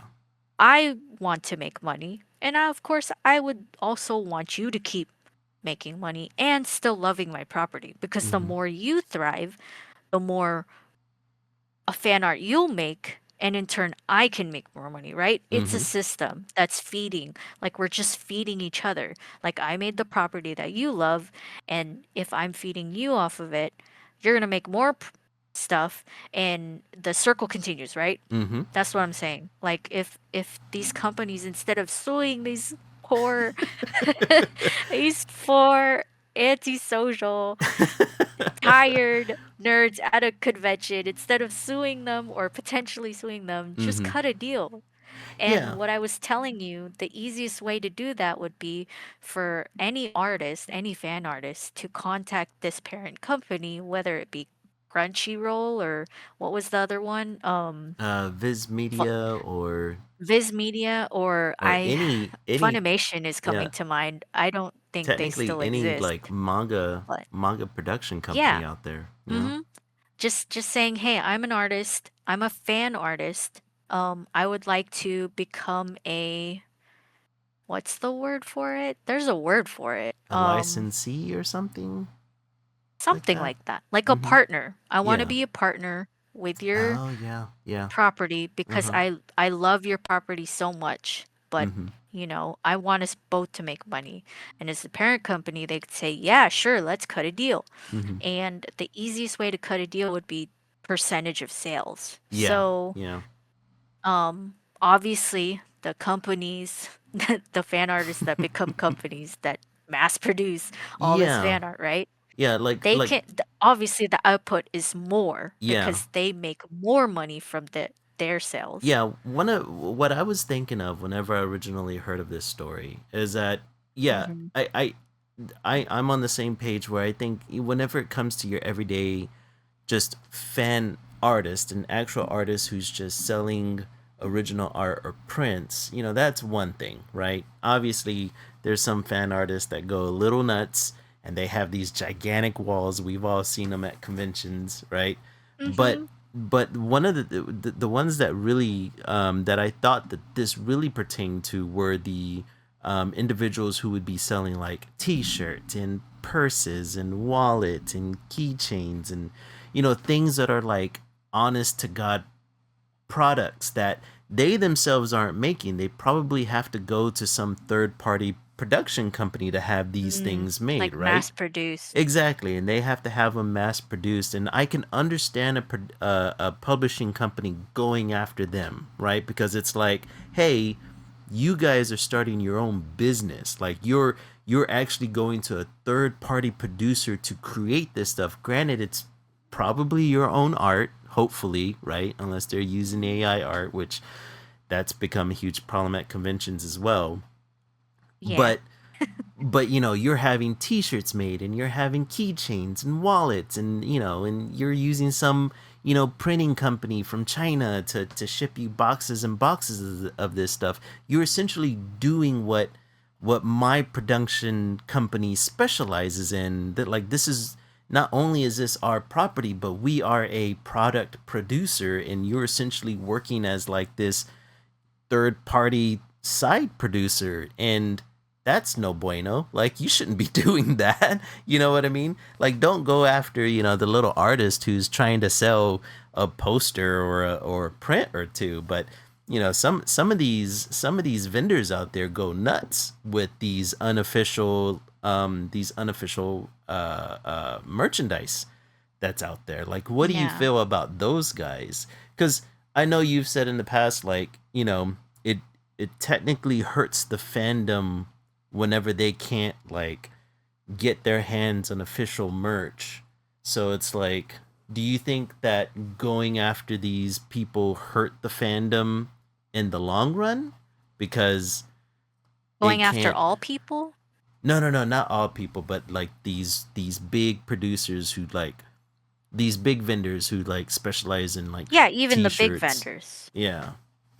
Yeah, I think it hurts. Like I said, it hurts the consumers Mm-hmm. in any way, shape, or form. Because like some of the like, uh, I feel your pain and your gripe with the big, these big giant boots with the many and thousands of shirts and the many and thousands of like knockoff merchandise and Yeah. stuff like that. I get it. But some of that stuff is way cooler than the actual official merch That is for true. I for can't the deny that. property. One, Yeah. um, and two, like, yeah, that might be the way that people learn about that property is Mm-hmm. seeing that artwork on that giant booth with all the shirts, right? Yeah. It and that's where I think like they need to start partnering with these people, especially those big giant booths, because hell yeah, you're gonna be making your money back. Like, do you know Yeah. how many shirts those booths sell? Dude, That's so all they much. sell. There's So that's much, all they man. sell. And the artwork is really good. So yeah, they're Mm-hmm. selling. So instead of punishing them and then punishing, because when you punish them, right, Yeah. they're gonna put on their social media, we just got sued. Mm-hmm. And then people, if they love this company, that small fan art, quote, quote, small Mm-hmm. fan art booth enough, if they love the people who run it, Mm-hmm. and all that jazz, they might come to hate the property or the people who sued them, right? That's what It's bad happens to PR. Nintendo. Mm-hmm. But Nintendo is also a bad example because people still buy their products. You know, Nintendo is they infamous for going after yeah, people, though. they still yeah, but the internet is becoming a little bit more vocal like, "Hey Nintendo, you should probably stop doing that because Yeah. that's just a small creator who is just showing love for your property. Mm-hmm. So you probably shouldn't sue them because that's going to make us hate you even Right. though we're still buying your product." You know what I mean? Mm-hmm. Like it's I think it's just going to keep snowballing. Like people are going to start learning to hate that that property Yeah. and the parent companies that's associated with it, Mm-hmm. and then they're going to see them punishing these creators, these fan artists, big or small. Mm-hmm. They're going to be like, "You know what? They're not that cool anyways. Like I'm not going to support this anime or manga anymore. Um yeah, it's just put a bad taste in my mouth. I don't want to watch it anymore. I don't want to buy their official merch anymore. I don't want Right. to do anything." You know?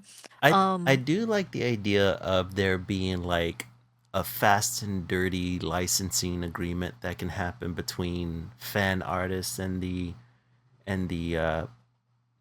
rights holding publisher, right? Like there should be. yeah, like it like build a system that enables and spreads awareness of your IP through the people who actually enjoy the IP, right?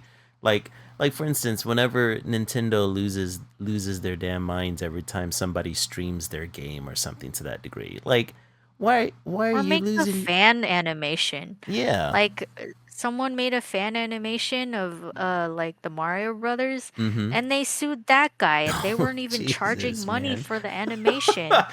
Like they were Nintendo's just bad at this. it was so it made everyone so angry because it's like, bro, they weren't even charging people to watch the Oh, animation. dude. They Yeah. just made, and the animation wasn't even like, wait, is it the vulgar one that got sued? I think it I don't was the know. vulgar one that got sued. There was a vulgar one. If it was a vulgar one, I can get why they sued them for it. It But it's wasn't like artistic super, expression though, Lily. it wasn't super NSFW. It Yeah. was just kind of a little perverted, Uh-huh. And I can get, so now that I'm thinking and talking about it, I can see why because it's a children's property. It is. It is at the And end of you the don't day. want children associating your children's property with But weird that is kind perverted of stuff. the issue with fan made products, Mm. right?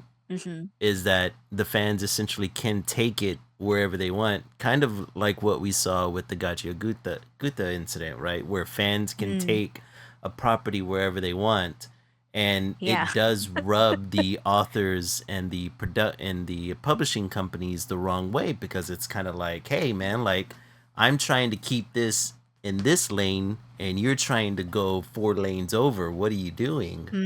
Um, Okay. but right, if they were to implement something like a fast and dirty licensing agreement, then I don't know. Like I like the idea, but I kind of don't like the idea. And I only Why don't say you like that? I don't like the idea only because if a publishing company says, okay, we can license out this particular IP out to you and you can create fan art for it, there's going to be strings attached in the sense, and I'm not even talking monetarily, I'm talking more in the sense of like, Oh, hey, that artwork now belongs to the parent company? not Because really you that. briefly mentioned that. Yeah, well, yeah, the artwork does belong to that parent company at that point, but there's also the issue of like, let's say if I don't know, you want to have uh, Goku and Cell make out, right? Because that's your ideal ship.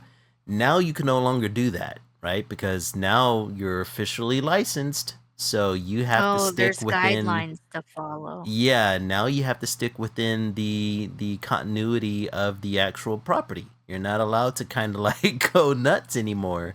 So it's like Well, I don't okay. know. And So and I I'm get just that. playing devil's advocate here, but Mm. No, I get that. I mhm. get that. I think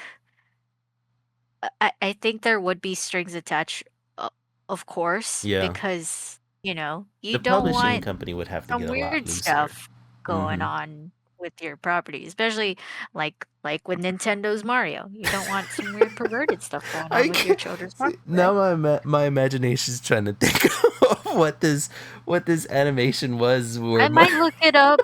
I where might look it up and Nintendo's show you like after stream. It's not Nintendo's like, it's not whoa, buddy, it's not the Super Yoshi's NSFW not stuff. supposed to do that. um what was I think? I think there would be strings attached, but I think Mm-hmm. it depending on the property, some parent companies would just be like, yeah, you can't do this, Yeah. but we're okay with this because of the rating of the property that you're drawing for. Yeah. So like, yeah, it would suck for a fan artist to have Restrictions on those them.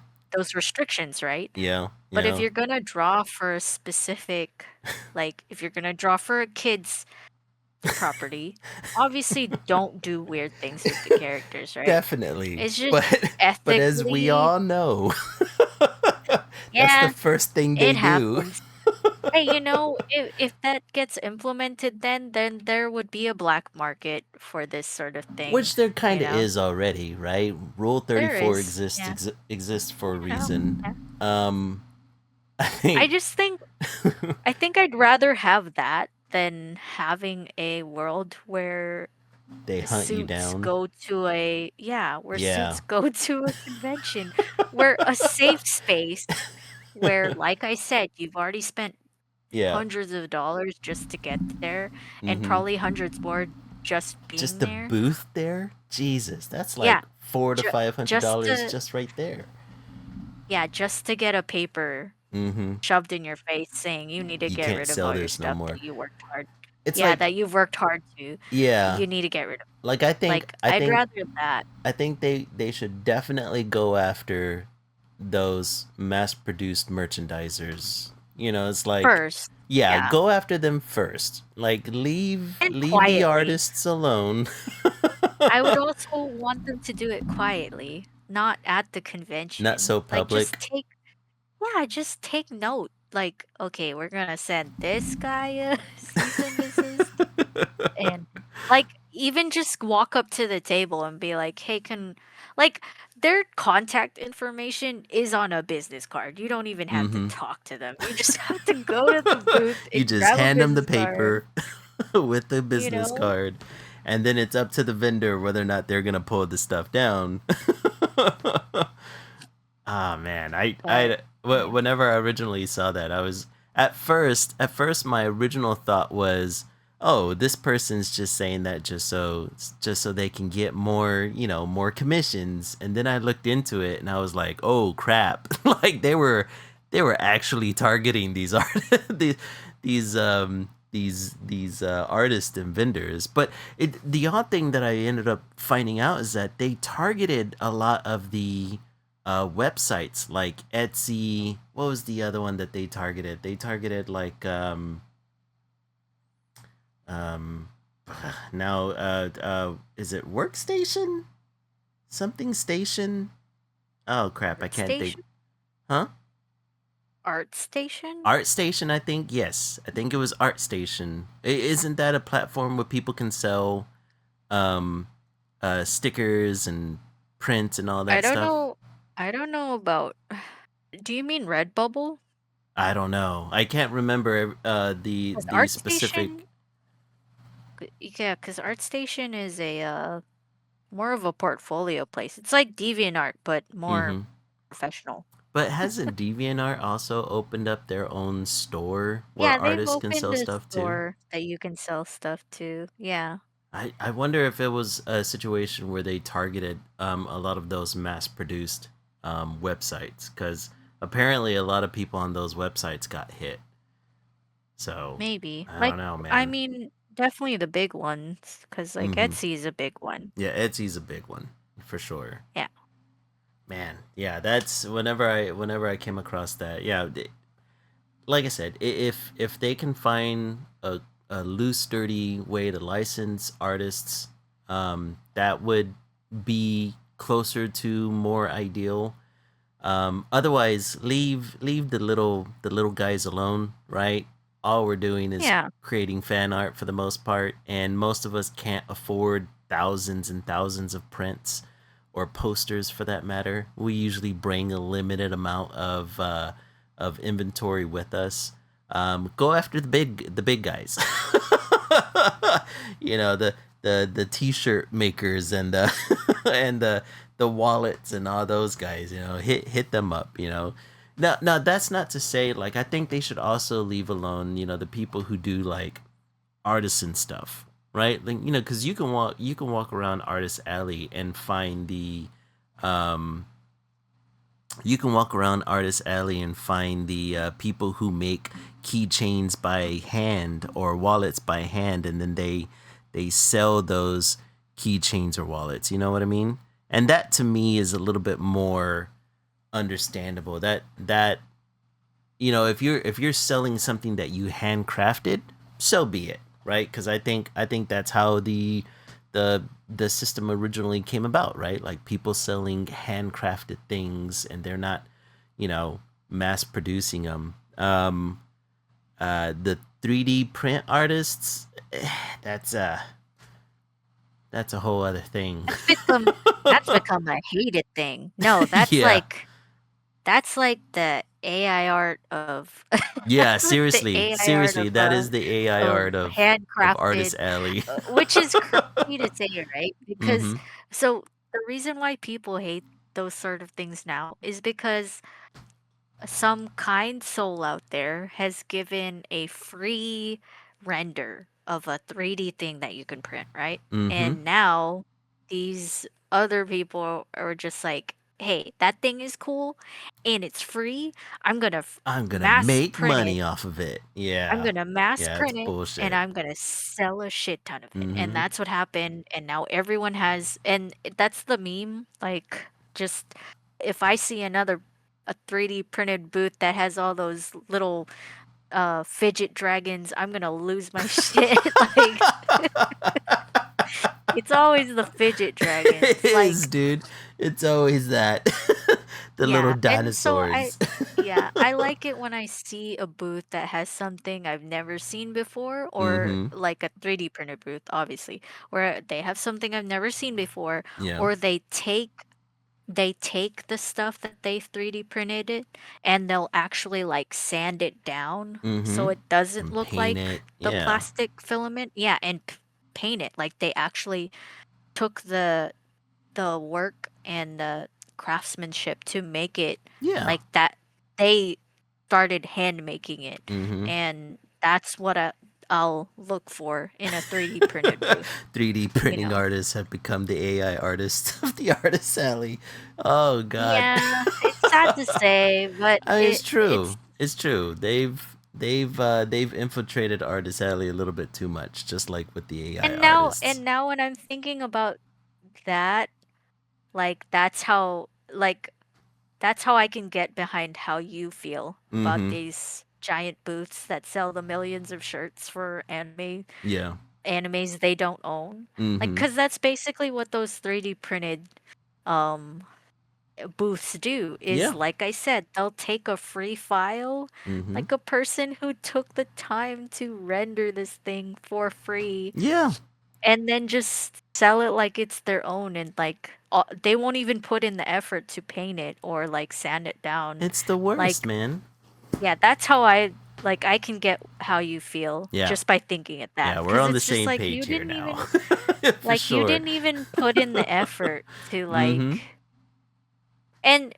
And that's the same with like any of these anime booths that do just take license art Oh my of God, the and yeah. I hate I that. hate Those are that. the booths I hate seeing too, where they'll Mm-hmm. take license art and they'll put it on shirts. I mean, Like there's it's just like, weren't bro. you telling me that there were some vendors that had shirts that would have artwork that wasn't even theirs, that they didn't have rights to? Or at least they didn't tell the artist that they were making a shirt out of it. Um Oh no, I was telling you about the controversy with Hot Topic, Oh, Hot Topic right? was doing that. Oh, Yeah, crap. Hot Topic. Yeah. Hot Topic was taking artwork from people and selling For shirts from fuck's it. sake, And man. yeah, and people, they got so much backlash, so now they do a partnership Mm, and mm. with those artists. And those artists still have, because it's original art, they Yeah. still have the the rights to that property. Like it's not owned by Hot Topic. Mm-hmm. They just have a partnership. And that's what I was I see. thinking that these fan artists could do, but because it's a property that they're drawing, like it's not something they made themselves, right? Mm-hmm. Obviously there's going to be some boundaries that they need to establish Yeah. because it's a fan art piece. But that's what happened with Hot Topic. Like they were caught red-handed Ooh wee. selling other like actual artists' work, and they were just like thrown to the thrown to the coals with that one. Yeah. Yeah. Yeah. I think yeah. There needs to be a middle ground found for for these fan artists and these parent companies because it's like you said that's how awareness kind of spreads and if they start shutting that down and you have a empty artist alley you're kind of shooting yourself in the foot aren't you? Yeah, you are. Um Obviously there's going to be kinks when you Mm-hmm. implement something like that. Like it's not going to be perfect when you Yeah. first make it. But I think it could be something that we're in an advanced part of history right now. Mm-hmm. Why aren't we doing something like that? I Like I know, just don't right? get it. Like we've come this far. What's Something needs to stopping be you done guys? Yeah. It's and because they're investing all their money and brain power into needless AI. That's why they can't conceive the idea. it sucked all their brain power out Stupid and they're no longer asshole. doing right by us. Yep. Oh my god. Yeah, stop going after the little people, man. like Stop it. they're not We didn't doing ask for anything this. to you. If We're just anything, nerds. they're helping. Yeah. We're just nerds. Mhm. We just want to play our video games and read and read our mangas and watch our animes in peace. Right? Let's see. What did Mark say? Uh, licensed fans can buy too. So I don't think that they have a license. They might I don't know. because I guess it would depend on that the company. have to because there's this one company that makes just purely fan art Mhm. cardigans and clothing and stuff. Oh, I They're know called exactly what Steady you're talking Hands. about. I think Yeah, I've like seen they them in a have to. lunchbox store or something. They're awesome. Mhm. I love their cardigans, but Yeah. it's just like you have to have a partnership, right? Like there's like no you way just you're not can't be making these out of the blue, like this right? stuff is legit. Yeah, this stuff is legit yeah. work. There's no way I that you're wonder if not they part. do have it, but there's got to be like some sort of production guidelines that they have to follow, or at the very least, Most there's got to likely. be yeah. They like I wonder if it's not feasible for a regular fan artist to go after something like that because essentially you don't have like the production finances to compete with whatever company is producing those cardigans and sweaters, right? Like they're Hmm. they're they're a legit business who have funding behind them to create whatever that thing is. So, I Yeah, mean, your everyday fan artist isn't going to have that kind of cash readily available. Like it's got to be an agreement yeah. where it's like, "Hey, whatever my sales are, I'm going to give you whatever A percentage this percentage. is." Yeah. That's what Like I'm that's saying. the It best has you're to going to be get out of me. percentage because yeah, because it ranges. Like yeah. there's people who are more successful Mhm. than others, you know? Exactly. Um that's how I see it being possibly sound. and Mm-hmm. making everyone happy. Um, and then the other comment that you made, Mark, is censored, so I can only assume what you're saying. I'm not sure if I don't know. I Oh, haven't heard he of says, anything like that. wasn't there a thing where actual Disney artists were making not safe for work art, and they keep it in a vault in Disney?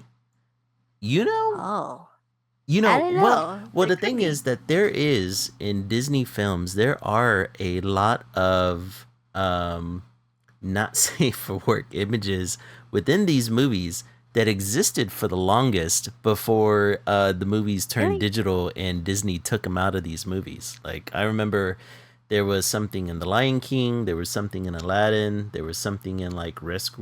Rescuers Down Under. Yeah. You don't well, okay, so you would have had to have like the original VHS and DVD of these things to see it. There was Yeah, something in Little I Mermaid I from what I do. remember. Oh, you think like from the cover art or Well, something yeah, like that? yeah, not only the Because cover I art, have the but old VHS. yeah, not only the cover art, but also the there's frames within these movies Oh yeah. that has suggestive things in there. Like it's just a It's just like an blink and Easter you'll egg. miss it. Yeah, exactly. Yeah. It's like artists But just if you fucking freeze the around. frame, you'll see it. Yeah, Exactly. I'm sure there is. People like to fool around, you know? Oh, for These sure. properties are Artists made, especially. yeah, they're made by adults, so Yeah, they're gonna yeah. slip some stuff in there just for a joke and then just be like, I wonder if anyone will catch this in like Exactly. 10 years. and then, and then once the digital comes out, Disney's like, hey, hey, hey, hey. They They'll just be adjust like, those you'll never movies all the catch damn me. time.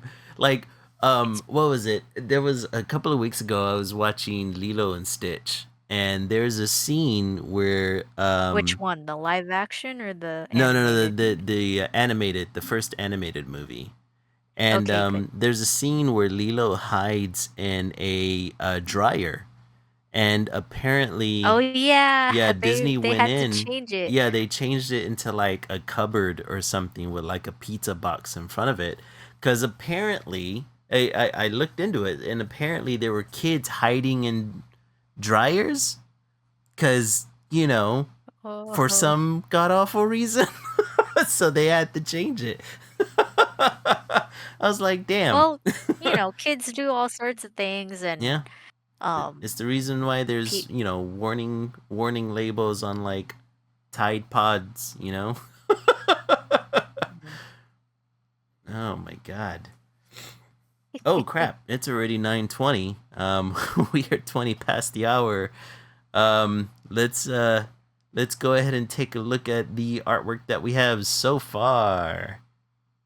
Yeah. The animation looks awesome, dude. I like the way he's his hands wave in the air as he starts to fall. It's Thank awesome. you. I'm trying to do a little bit more movement Mm-hmm. in the frame, so this one I think is something I can do easily just because it's just him being thrown into the air and falling down. But Mm-hmm. then there's this moment where you can add like the flailing panic. Yeah. It it's easy and hard at the same time because Oh yeah. yeah, like you can go through each frame and focus on one thing at a time. Like, okay, this first run through I can do the hair, Mm-hmm. and then this second run through I'll focus on these set of arms, and then this next run through I'll go through with the legs, Mm-hmm. you know. But that sounds easy when I'm saying it, but with As you're my doing head, it. I kind of just go all over the place. Like, I get it. and I'm happy that it's come out looking like this. I don't Mm-hmm. know how. I don't know how it came out like that, but thank you. As long as the process is the way you want it at the end, that's all that matters. The in between Yeah. parts, it varies from artist to artist. Oh man. Let's look at yours. It's looking good. I like the the bluish gray that you used for Yeah, I've the been color. screwing around with the with watercolors more and more because I really like the way it looks. And so Mm. for some reason the stream doesn't seem to pick up the mid grades. Maybe it's because I'm only broadcasting at 30 frames per second. Maybe if I was doing 60 frames per second, we could see more. But yeah, I like the I like messing around with it, and I was kind of trying to um I was trying to incorporate a black hole into the design, and Oh, from okay. the front view the black hole is going to be more pronounced, and I'm going to keep messing around with this character and see what I come up with. Is this the character that you mentioned to me Mm-hmm. Yeah, before? is Okay, that cool. one. Yeah. I recognize it. It looks Yeah, from what you've expressed, of course, but yeah, it looks great. yeah, I'm gonna keep messing with it. It's getting Destiny vibes from it. Nice. I Yeah. like it. He loves Destiny, by the way, Right? so that makes sense. All right, well, sign us out. Okay, so that's where we'll be ending the stream today, you guys. Thanks for joining us again. You can find Esso at Esso Art Studio on Instagram, TikTok, and Threads. Go check him out. Go give him a follow. Like his stuff. You can find me at Lily Lilac Draws on Instagram, Threads, Tumblr, TikTok. Check out our coffee page. Make a donation if you'd like. Any is kindly appreciated. Thanks for joining us and talking about the stuff that's angered us, intrigued us, inspired us this week. We'll see you next time, and remember to stay creative. Peace, guys. Bye bye.